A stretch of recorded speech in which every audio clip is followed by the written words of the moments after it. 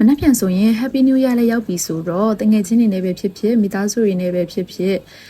Happy New Year မှာလှုပ်ရှားလို့ရအောင်လို့ငါးသက်မြာပေါင်းလေးတွေကိုတင်ပေးလိုက်ပါရရှင်အားလုံးပဲအဆုံးထိလေးကြည့်ပေးကြပါအောင်ရှင်ဒီမှာတော့ဇလားပြားငါးတစ်ကောင်ကိုသုံးထားပါရရှင်အရင်ဆုံးစားဟင်းချုံမုတ်တွေကိုအရင်ဆုံးအရသာလေးနေထားပါမယ်ရှင်အရသာလေးကိုတေချာလေးစိတ်ဝင်သွားအောင်လို့တေချာလေးနေပေးပါရှင်ပြီးရင်တော့ငါးဖိုက်သေးကိုထည့်ဖို့အတွက်ကိုကြတော့ဒီမှာတော့စပလင်လေးကိုသုံးထားပါမယ်ရှင်စပလင်လေးထည့်ခြင်းအဖြစ်ငါးကလုံးဝအညီနဲ့နေမရှိတော့ဘဲနဲ့မှုန့်မှုန့်လေးဖြစ်စေမှာဖြစ်ပါတယ်ရှင်တပါဦးဆုံးပေါင်းမဲ့အိုးထဲကိုရေလေးထည့်ပါမယ်ရှင်ရေထည့်ပြီးဆိုလို့ရှိရင်တော့ကြွေပကံလေးနဲ့ထည့်ပြီးတော့အရသာနေထားတဲ့ငါးလေးကိုပေါင်းမှာဖြစ်ပါတယ်ရှင်ဒီမှာတော့ပေါင်းတာကတော့အချိန်ကတော့မိနစ်20လောက်ပဲပေးရပါတယ်ရှင်ပေါင်းအောင်မရှိဘူးဆိုလို့ရှိရင်လည်းပေါင်းတာမဟုတ်ပဲနဲ့ပြုတ်ပြီးတော့လည်းလုပ်လို့ရပါတယ်ရှင်ဒါပေမဲ့ပေါင်းနေဆိုလို့ရှိရင်တော့ပို့ပြီးတော့အရသာလေးရပို့ပြီးတော့ကောင်းပါတယ်ငါးအသားလေးရလည်းမမထုတ်ထုတ်လေးနဲ့ပို့စားလို့ကောင်းပါတယ်ရှင်မိနစ်20မပြည့်ခင်မှာပေါ့နော်တစ်ဖက်ကိုလှန်ပေးပါမယ်ရှင်တစ်ဖက်ကိုတေချာလေးလှန်ပေးပြီးတော့နောက်ထပ်10မိနစ်လောက်ထပ်ပြီးတော့ပေါင်းထားပါမယ်ရှင်ကဲဒါဆိုလို့ရှိရင်တော့ငါးလေးရကျက်သွားပါပြီရှင်ငါးတွေကိုထည့်မဲ့အစာပလာလေးတွေကိုပြင်ဆင်ပါမယ်ရှင်ကြက်သွန်ဖြူငရုတ်သီးစိမ်းနန်းနန်းပင်ရှမ်းနန်းနန်းတံမြသီးနှလုံးတို့လိုအပ်ပါရဲ့ရှင်ဒါလေးတွေကိုစပြီးတော့ကြိတ်လိုက်ရအောင်ရှင်ငရုတ်သီးကတော့ကိုစားနိုင်တဲ့လောက်လေးထည့်ပါရှင်ပြီးတော့ကြက်သွန်ဖြူလေးထည့်ပါမယ်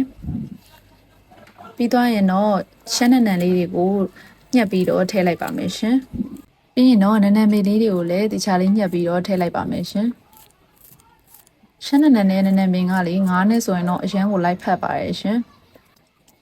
ပြီးတော့အကုန်လုံးကိုရောပြီးတော့ကျိတ်ဆက်လေးနဲ့တခြားလေးကျိတ်လိုက်ပါမယ်ရှင်ကျိတ်ဆက်မရှိဘူးဆိုလို့ရှိရင်တော့ထောင်းလို့လည်းရပါတယ်ရှင်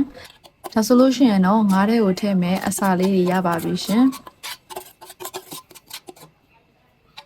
ပြီးရင်တော့အရသာလေးတွေဆက်ဖို့အတွက်ကိုငရုတ်စုံလေးကိုပြန်ထည့်လိုက်ပါမယ်ရှင်ငရုတ်စုံထဲမှာထည့်ပြီးရင်တော့အရသာအတွက်ဟင်းချိုမုတ်စားအနည်းငယ်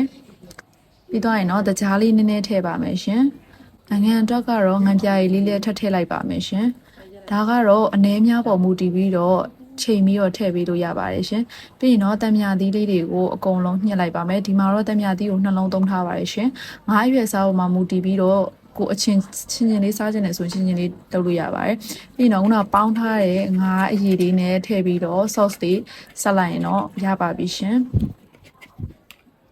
ဒါဆိုလို့ရှိရင်တော့ငါးပေါ်ကနေပြီးတော့စမ်းစားမယ် sauce လေးရပါပြီရှင်။အရသာလေးကတော့အရန်ကိုကွက်တိဖြစ်လုံးနေပါတယ်ရှင်။ပြီးရင်တော့ငါးကိုပေါ်မှာအရသာလေးစိတ်ဝင်လာအောင်လို့တခြားလေးစမ်းပေးလိုက်ပါမယ်ရှင်။ဒါဆိုရင်တော့အနံ့အောင်အရသာအောင်ပြည့်စုံတဲ့ငါးသက်မြာပေါင်းလေးရပါပြီရှင်။ငါးသက်မြာပေါင်းဒီအများကြီးရှိရတဲ့ကမှာအမြဲတမ်းလှူစားပြနေကြနီလေးကိုမျှဝေပေးလိုက်တာဖြစ်ပါတယ်ရှင်။အားလုံးပဲ Happy New Year မှာစိတ်ချမ်းသာခြင်းကိုယ်ချမ်းသာခြင်းနဲ့ပြည့်စုံပါစေလို့ဆုတောင်းပေးလိုက်ပါရရှင်အားလုံးပဲတက်တာပါရှင်